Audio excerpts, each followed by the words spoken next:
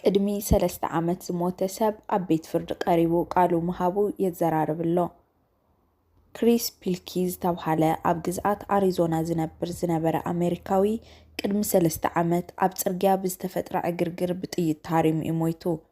ኣብ መጀመርታ ናይ ዝወርሐ ግን ብሓገዝ ቴክኖሎጂ ኣብ መስርሕ ፍርዲ ቀታሊኡ ተመሊሱ ባዕሉ መግለፂ ግዳይ ክህብ ተራእዩ። ብኸመይ ግን ከምኡ ክኸውን ይኽእሉ? ስድራ ቤት ክሪስ ነቲ እናተራቐቐ ዝመጽእ ዘሎ ዘመናዊ ቴክኖሎጂ ተጠቒሞም እቲ ግዳይ ባዕሉ ብገዛእ ቃላቱ ብዛዕባ እቲ ህይወቱ ዝወሰደ ፍጻመ ክዛረብ ከም ዝገበሩ ገሊጾም።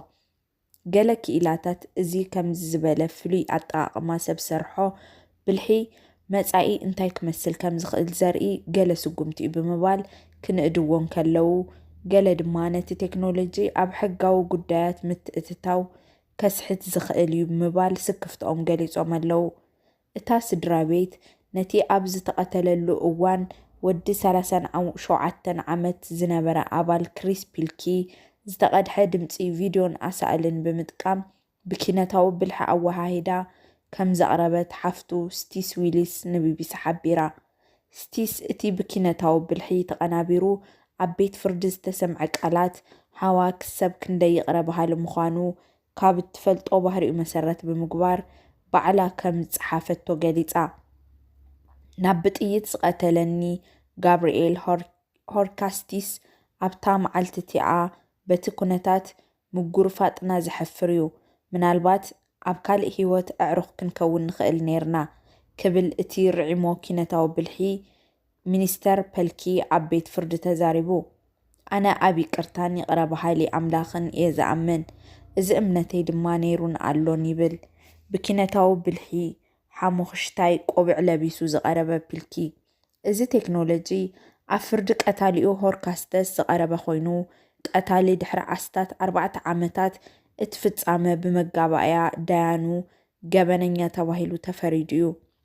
ኣብ መስርሕ ፍርዲ ኣጠቓቕማ ኪነታዊ ብልሒ ዝነኣደ ነቲ ጉዳይ ዝከታተል ዝነበረ ዳኛ ቶድ ላንግ ንሆርካስተስ ብቕትለት ን10 ዓመትን መንፈቕን ከእስር ፈሪዱ።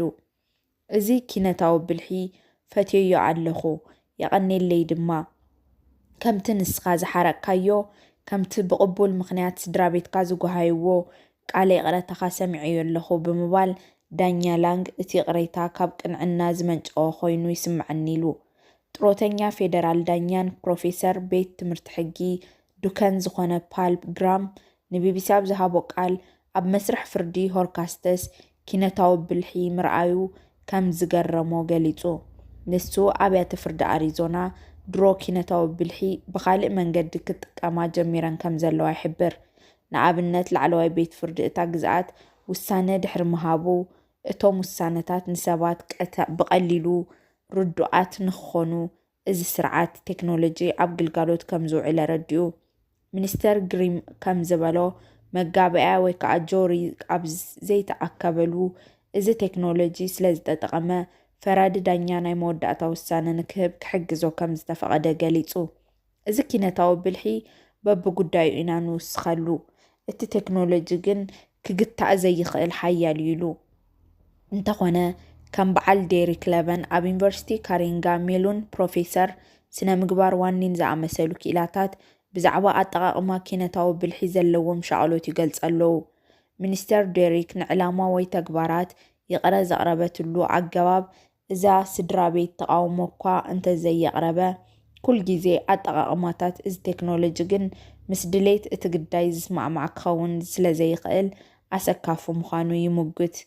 ኣብ ቅድሜና ካልኦት ሰባት ነዚ ዝገብሩ እንተሃልዮም እቲ ግዳይ ዝኾነ ስብከ ኩሉ እቲ ዝደልዮ ወይ ዝምነዮ ዝነበረ ብዘተኣማምን መንገዲ ክራኽቦ ንኽእል ዲና ክብል ይሓትት። ወይዘሮ ዊልስ ግን እዚ ቴክኖሎጂ ናይ መወዳእታ ቃል ሓዋ ሂብዋ።